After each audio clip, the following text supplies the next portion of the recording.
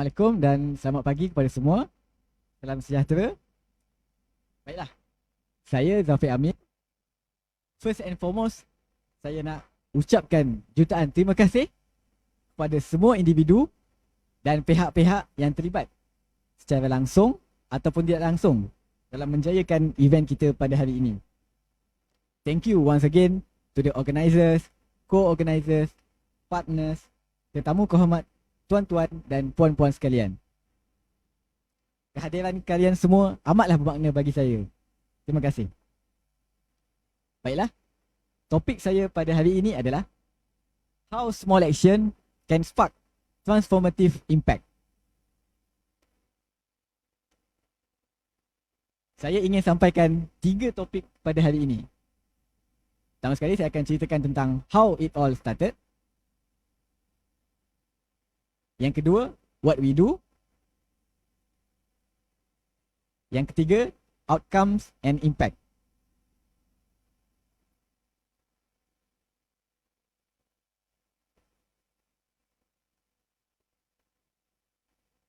Dan projek yang saya ingin highlightkan pada hari ini adalah COVID-19 Diary Project.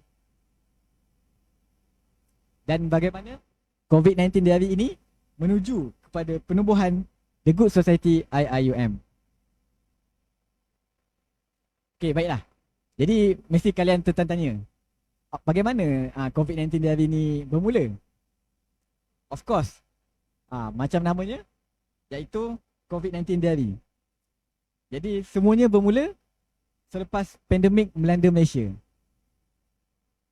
Jadi masihkah kalian ingat tentang PKP, MCO yang pertama?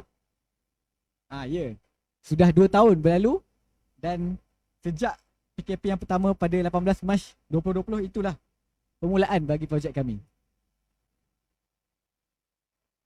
Okey, pada masa tu sebahagian mahasiswa UiA Gombak memilih untuk balik ke rumah masing-masing. Manakala sebahagian yang lain pula pilih untuk tinggal di kampus. Jadi ada beberapa faktor yang mengakibatkan kenapa sebahagian student stay dekat kampus. Okay. Jadi yang stay di kampus tu kebanyakannya dia tiada privilege ataupun akses terhadap pengangkutan, transportation untuk balik ke rumah. Dan ada juga yang tak balik sebabkan masalah kewangan. Mungkin perlu bekerja part time, jadi tak boleh nak pulang ke rumah. Dan seterusnya, ada juga student yang tak balik disebabkan risau keadaan kesihatan ahli keluarga mereka di rumah. Sebab nak elakkan risiko terdedahnya kepada jangkitan COVID-19. Jadi saya dan beberapa kawan yang lain termasuk dalam student yang tinggal di kampus ataupun terkandas di kampus. Ya, memang kami dapat makanan percuma, tapi loneliness dan semua negative thought mula memberi kesan dan mengakibatkan kesihatan mental kami terjejas. Jadi bila semua kesihatan mental ini telah terjejas, ia akan hasilkan dan mengakibatkan konsekuensi yang serius lah. Seperti self-harm, anxiety dan hingga satu tahap boleh menuju kepada suicide attempt. Kawan saya Hafiz Zainal yang juga merupakan stranded student waktu itu datang dengan satu idea untuk membantu dalam menangani isu ni. Okay, jadi kita masuk kepada topik kedua, what we do. Okay, jadi idea yang saya katakan tadi, kami namakan inisiatif ini sebagai COVID-19 Diary. Apa yang kami buat adalah kami buka ruang dan platform pada student untuk hantar video kepada kami tentang mereka kongsikan kehidupan seharian mereka sepanjang pandemik.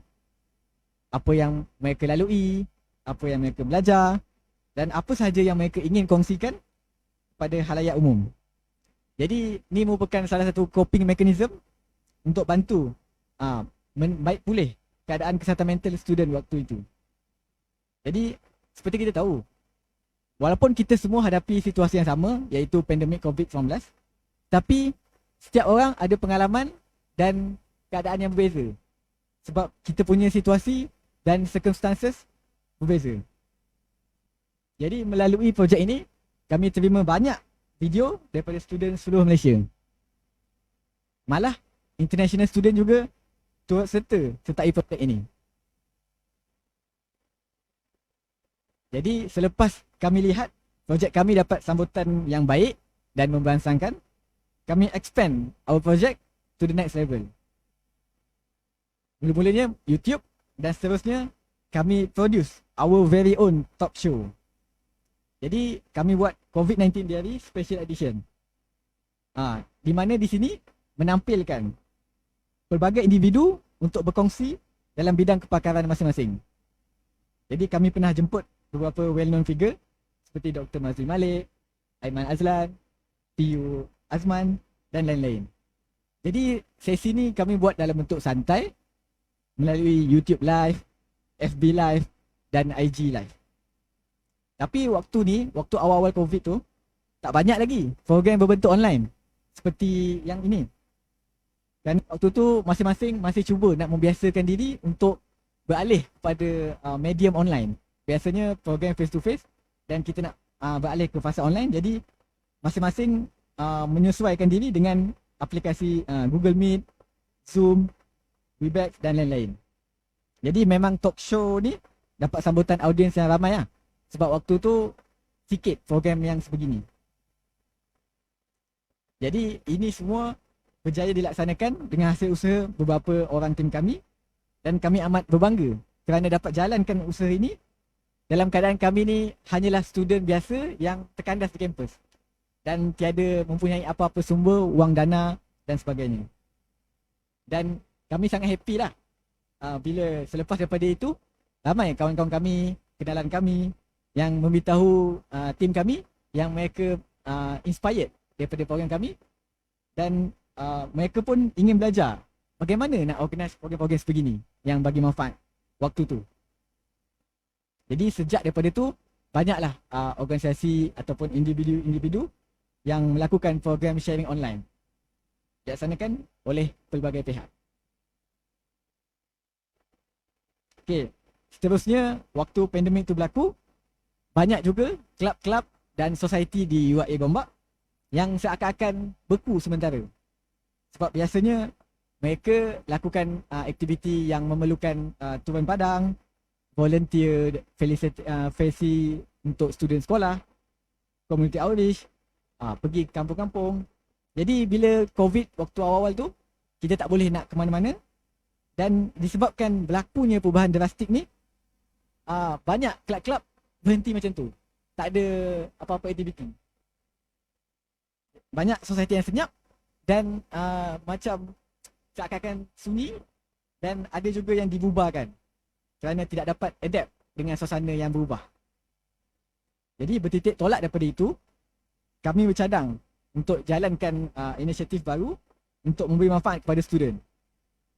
Kami pun tubuhkan akaun media sosial The Good Society di Instagram, Twitter, Facebook dan satu akaun di TikTok. Jadi kami kumpulkan semua projek-projek yang kami ingin lakukan di bawah nama baru, iaitu The Good Society. Supaya lebih mudah untuk kita organize, untuk kita centralize dan untuk gerakkan aktiviti dalam masa yang sama untuk dapatkan kepercayaan pihak luar dan juga student. Jadi di sinilah mulanya perjalanan aktiviti kami daripada online atas talian ke aktiviti yang melibatkan gerak kerja di lapangan. Banyak student yang tertarik dengan aktiviti yang dijalankan di sosial media kami dan ingin turut serta menyumbangkan tenaga dan masa mereka untuk menjayakan program-program fizikal kami.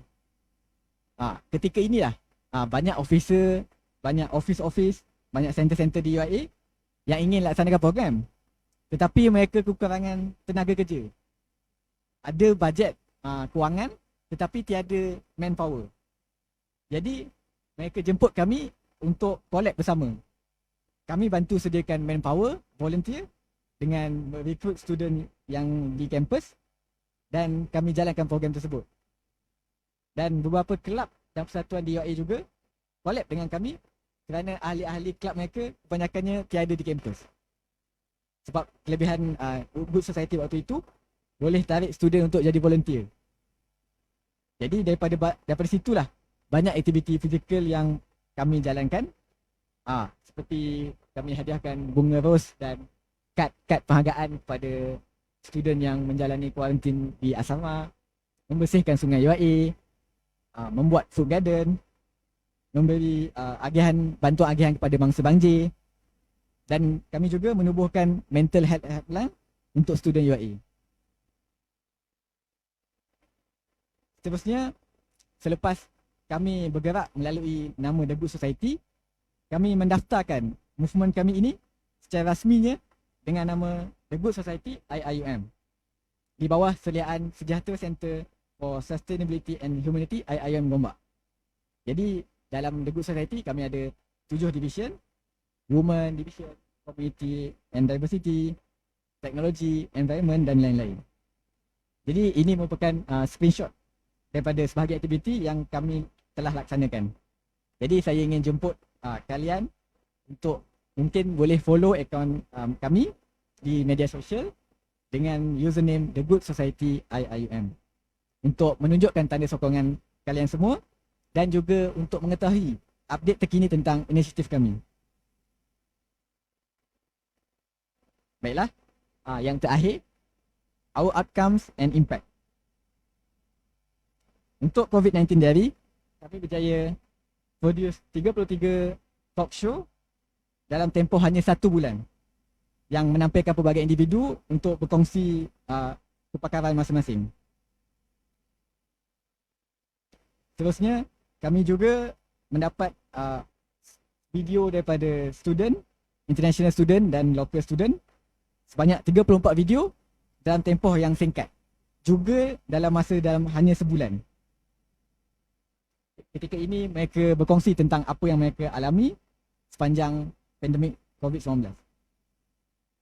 Okey, seterusnya kami mendapat liputan media seperti akhbar The Star di feed Instagram Hot FM dan rakan media yang lain.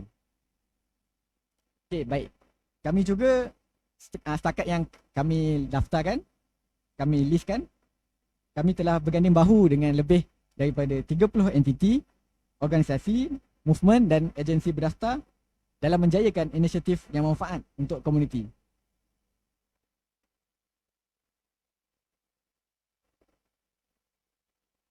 Dan bermula daripada projek atas talian iaitu COVID-19 Diary, di mana kami beri platform dan ruang kepada student untuk berkongsi cerita sehinggalah berjaya menubuhkan SDG Based Student Society.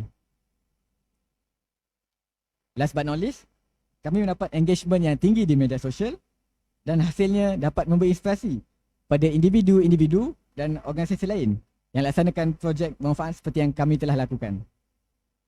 Akhir sekali, saya ingin menegaskan bahawa yang penting dalam menghasilkan impak yang mengubah suasana dan bersifat transformatif adalah kita perlu take the first small step. Lama kelamaan, dengan strategi yang betul, koordinasi yang mantap dan kerjasama dengan pihak-pihak yang berkenaan, kita boleh mencapai impak yang kita mahukan. Kerana kami mulakan semua ini hanyalah dengan keadaan kami student yang terkandas di kampus dan tiada apa-apa. Tiada kelengkapan yang cukup dan tiada manpower yang cukup. Tetapi kami take the first action, the first small action. Jadi saya percaya kita semua yang berada di dewan ini ada kapasiti untuk membuat impak dan localizing SDG dengan kemampuan kita masing-masing. Dengan syarat kita take that small action consistently. Jangan pernah mengalah kalau program kita tak dapat sambutan. Sebab kadang-kadang memang usaha untuk menuju kepada impak yang kita inginkan tu memerlukan kesabaran dan memerlukan masa. Jadi kita perlulah konsisten dengan apa saja kebaikan kecil yang kita boleh buat. Kerana ia akan menghasilkan impak yang besar dalam jangka masa yang panjang. The day we decide to move, it become the movement. Thank you.